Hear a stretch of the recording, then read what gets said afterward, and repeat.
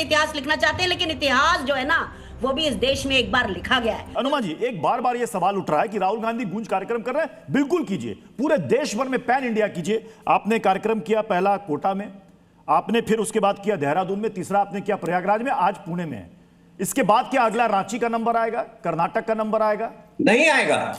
नहीं, मैं अनुमा जी आपसे पूछ रहा हूं, रांची का नंबर आएगा कि नहीं आएगा, कर्नाटक का, या फिर सिर्फ और सिर्फ ये नंबर बीजेपी रूलिंग स्टेट का ही आएगा?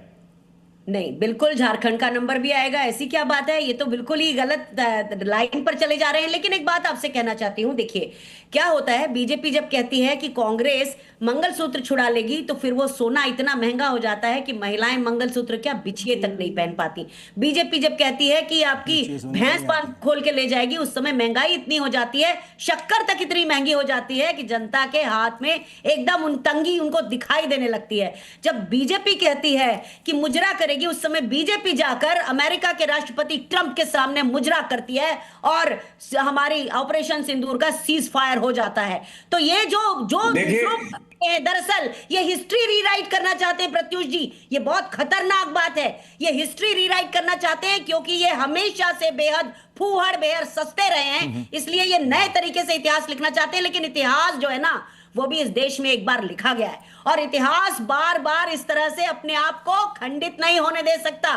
तो अगर आप बात कर रहे हैं कि क्या राहुल गांधी रांची जाएंगे, जब भी प्लानिंग में होगा, क्योंकि ये छात्रों की गूंज निरंतर चलेगा, तो आपको राहुल जी हर उस राज्य में दिखेंगे जो लेकिन ऐसा क्यों अनुमा जी, लेकिन ऐसा क्यों अनुमा जी कि छात्र हित में सबसे पहला नंबर बीजेपी रूलिंग स्टेट का आया? ऐसी बात नहीं है। आप समझते हैं कि देखिए सबसे पहला एजुकेशन का गढ़, मेरे समय से जब मैं छोटी थी ना, तब से कहते थे शिक्षा का गढ़ जो है वो पूना है, वो बैंगलोर है। ये तो दो चीज कहा जाता था। उसके अलावा ये कहा जाता था देहरादून सबसे ज्यादा एजुकेशनल इंस्टीट्यूट, सबसे रेप्यूटेड वहां है।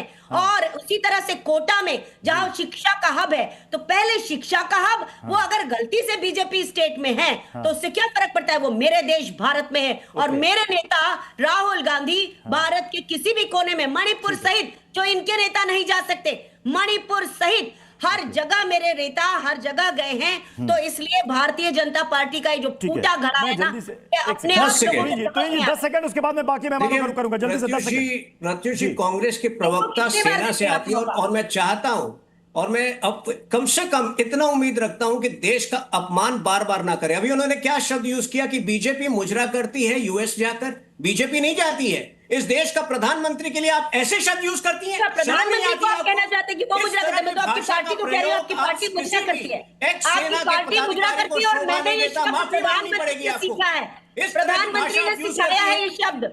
देश का प्रधानमंत्री ऐसी भाषा बोलता है, उसने सिखाया है। अगर आप कह रही है बीजेपी विदेश नहीं जाता, यूएस नहीं जाता, आप ऐसे शब्द इस देश के प्रधानमंत्री के लिए यूज कर रही है, और आपको मुझे लगता है कि माफी मांगनी चाहिए इस देश के सामने। इस तरह का शब्द ये देश बर्दाश्त नहीं कर सकता है। वही शब्द जो आप कहते हो वो आपके ऊपर आता है।